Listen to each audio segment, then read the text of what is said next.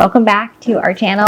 We are the Shepherd Eggs and we are so happy you're here. And today we are going to share a little bit about how we work together on renovations. And if this is your first time here, welcome. If you haven't been here before, we share a lot about renovations and particularly this home that we recently purchased in Georgetown and we are renovating. It's an old one, more than 100 years old. Biggest project ever. But today we thought that we would share with you how we work together. So Jason, you want to start? You have your laptop out, which concerns me. What do you got your laptop out for? Some things to share, but begin with like how we work together. Oh man. So in our world, Allie's an attorney, hyper analytical, too smart for her own good. What? Very good at researching and will not make a decision unless she is like dialed. She got everything. Me on the other hand, Opposed to, yes. yeah, gut feelings. I'm like, this feels good. This looks good. Why don't we just do it? So we operate very differently. I am also a licensed real estate agent. I develop in the city with partners. I have a large real estate firm. And so I'm always buying and selling real estate, moving really fast. A lot of the deals, sometimes I do with Allie, sometimes I don't. But when it comes to these bigger projects, our worlds really come together because they're intimate decisions. We're designing our forever house really for this property. So I find myself kind of getting a big picture together a lot of the time, bringing the vendors together, you know, finding our contractor, dealing with a lot of the compliance, zoning, the bigger stuff. But I think you're the visionary, right? You're the one that kind of brings the design together a lot of the time.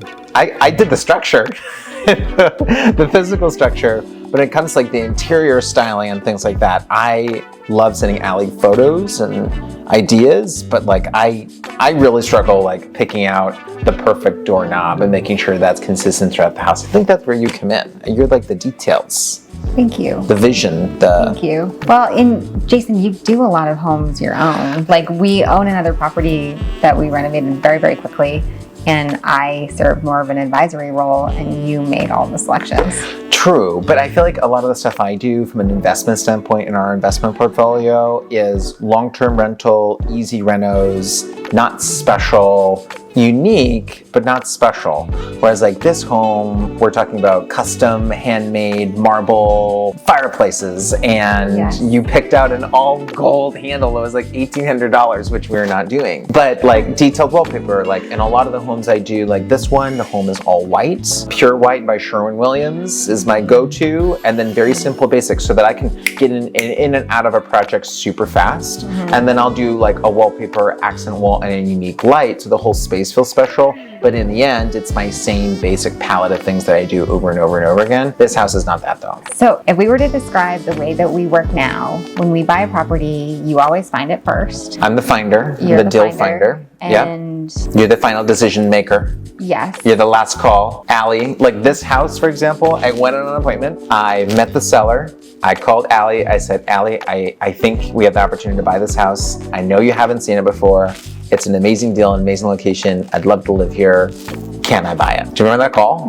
You said something like, do you think it's a good decision? And I said like, yes, or something. Yes, and at the time we were thinking either Georgetown or we were thinking in the suburbs of DC, but ultimately yeah. I think Georgetown's a better fit for us. Yeah, I feel like the universe brought this property to us. So, but you're the final call. You're the gut checker. You asked some great decisions. You're very sharp. And like Allie usually makes the last judgment call. No pressure, right? Yeah. You're used to it. Yeah. But after that, I really do the framework, right? So there's like a bunch of stuff that's real estate focused that's in my wheelhouse. That's initial floor plan design, architectural, structural engineering, neighbors, city council, zoning, and all of the kind of complicated nuances to putting towards a large project like this. And then you're the storer, like your Pinterest, your Instagram, like you have a lot of content that you have saved. I do. I don't know what you got. What do you got in there? Okay, well, we'll get there. We have a spreadsheet where I keep track of all the selections because even when you work with a general contractor, there's a lot of selections that are up to us to source. So we work on that, and some things have a much larger or longer lead time. We have done a renovation during COVID, so I think that prepared us well to do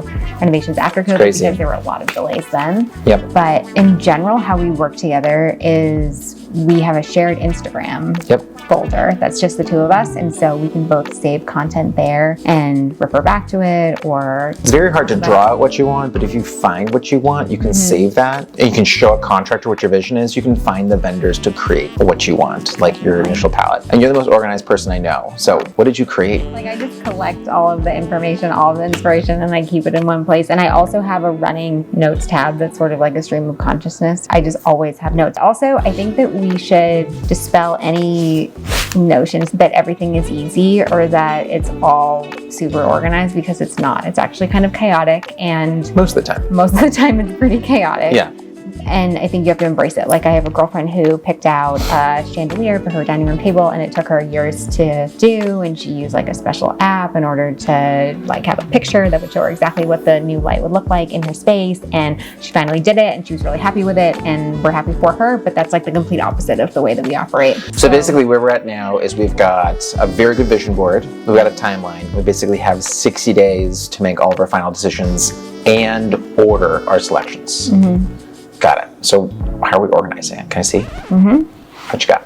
So the first thing we're looking at here is a shared folder that we have on Instagram. And this is something that only Jason and I have access to and we can contribute to regularly.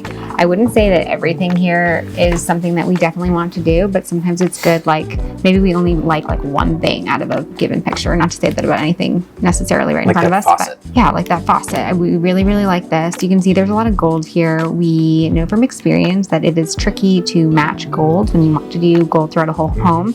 So we really source on Pinterest. We love this archway here.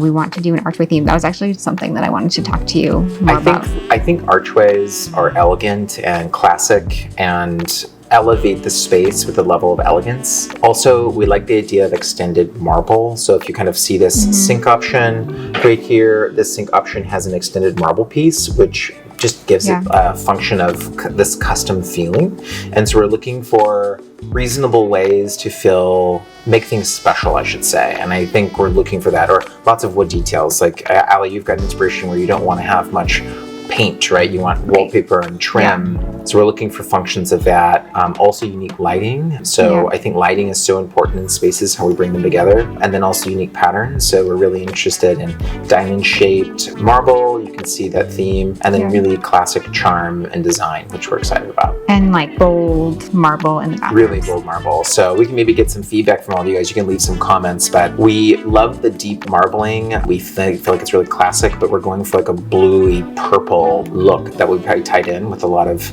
deeper tones, which we're excited to share with you guys. And then, so this is more the idea side of things. Then we'll move over to this tab, which is a Google Doc that we share, where we just have a running list of all the things that we need to do by area in the home. So you can see we're going to do a La Cornue range. We're thinking white with gold accents. We really went back and forth with that, whether we wanted to do blue or like a periwinkle kind of color, or white. Like a couple hundred people voted on that on Instagram last month. Yeah, we had a lot of people. And then these are some lights that we are thinking for the entryway, and then also... So these are bold light choices, also very expensive. And so we've just decided that we believe that like there needs to be a couple key light pieces that anchor the space. And then you can go modest with many other functions, but the dining room space, the entrance light are usually where people attract their attention to. Yes. So we're going all in on those lights, and these ones I've never seen anything like them before. I think they're really, really classic. Yeah, and beautiful. I like,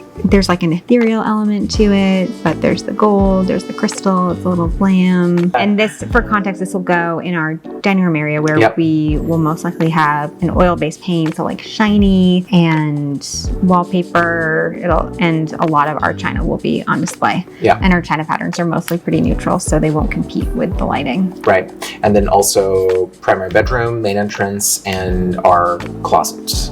Yes. Yeah.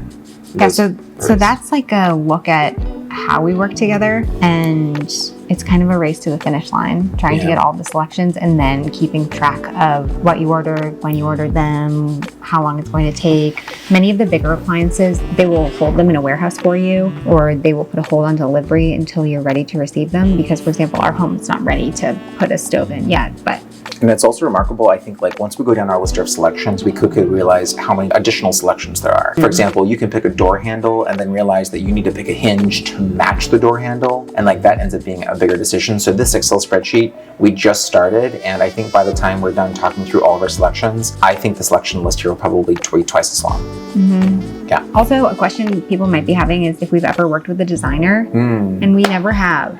And Not to say that we never will, but we never have, and it's worked for us. I think working for designers can be really helpful, but I think you can sometimes lose your voice. I think a lot of designers have a strong voice and they want to share their vision. And I think just like an artist, they can paint with their own palette. Whereas I don't want to paint with somebody else's design palette. I want to create a palette, and I find discovering that palette together is really powerful. It does take a lot of conversation. You've had a lot of time to do it. And sometimes I ask Jason questions that he doesn't like to answer. Like I'll be like, how do you want people to feel when they come to the home?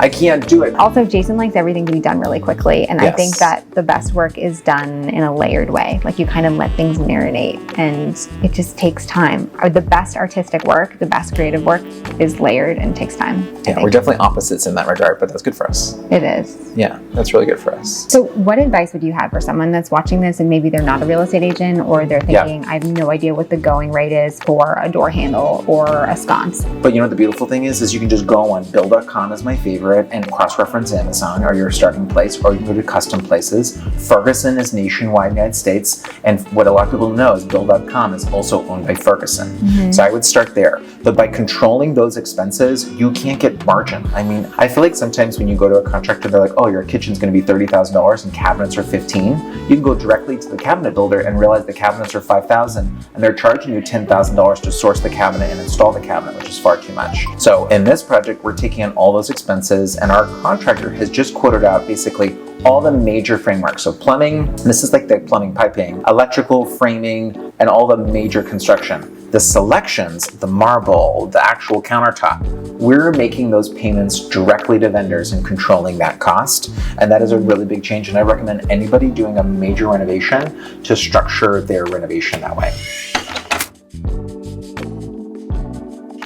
What has been your favorite renovation that we've done? This house here.